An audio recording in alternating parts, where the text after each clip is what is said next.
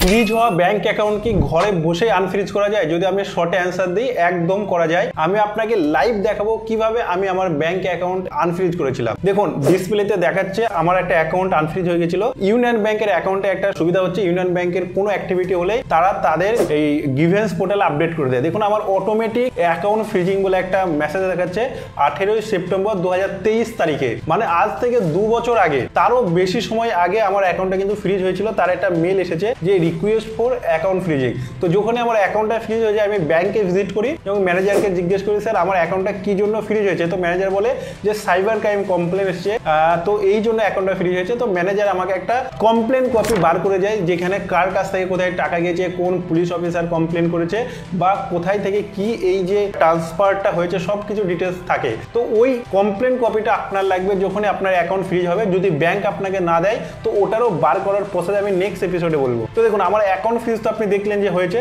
তারপর আপনাকে আমি দেখাচ্ছি, দেখুন, সাইবার ক্রাইম পিএস দ্য নীলগিরিজ, এটা হচ্ছে অ্যাকাউন্ট আনফ্রিজ রিকোয়েস্ট বলে একটা মেল, কিন্তু ব্যাংক আমাকে দেখাচ্ছে তাদের পোর্টালে। এখানে লেখা আছে তামিলনাড়ু থেকে আমার কমপ্লেন হয়েছিল এবং পুলিশ এখানে লিখেছে যে কোনো একজন ব্যক্তির অ্যাকাউন্ট থেকে টাকা স্ক্যাম হয়েছে, ইনভেস্টমেন্ট অথবা জব স্ক্যাম বলে। সেখান থেকে 20,466 টাকা আমার অ্যাকাউন্টে ক্রেডিট হওয়ার জন্য তারা আমার অ্যাকাউন্টটাকে ফ্রিজ করে দিয়েছিল এবং লিন মার্ক লাগিয়ে দিয়েছিল।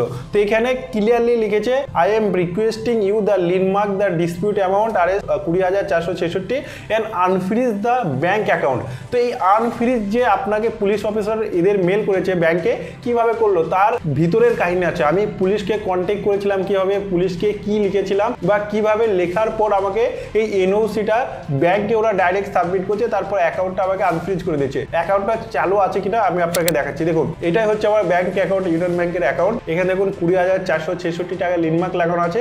আর আমি একটা ট্রানজেকশন করে দেখি সাকসেস হয় কিনা। দেখুন, ট্রানজেকশন করছি, টাকা যাচ্ছে, আসবে, সবকিছুই হবে, কিন্তু এই 20,466 টাকা আমি এখন ইউজ করতে পারবো না যতদিন না এই ইনভেস্টিগেশনটা কমপ্লিট হবে। কিন্তু একটা এখানে বেনিফিট হচ্ছে, এই যে পুলিশ অফিসারকে আপনি ডিটেলস পাঠালেন, ভেরিফাই করলো, তারপর আনফ্রিজ করলো, ওই পুলিশ অফিসার আপনার এগেনস্ট কোনো প্রকার লিগেল অ্যাকশন আগে নেবে না, ফিউচারে নেবে না, পুলিশ আপনার ঘরেও আসবে না, কারণ পুলিশ অলরেডি আপনার ডকুমেন্টস চেক করে কিন্তু অ্যাকাউন্টটা আনফ্রিজ করার জন্য বলেছে। তো ঘরে বসে আপনি 100% অ্যাকাউন্টটা আনফ্রিজ করতে পারবেন যদি আপনি সাইবার ক্রাইমের সঙ্গে সরাসরি যুক্ত না থাকেন বা ইনভলভ না থাকেন। আপনি কোনো সার্ভিস, প্রোডাক্ট বা কোনো কিছু বিক্রয় করে থাকেন, তার বদলে কাস্টমারের কাছ থেকে পেমেন্ট নিয়ে থাকেন, তাহলে 100% কিন্তু আপনার অ্যাকাউন্টটা আনফ্রিজ হবে।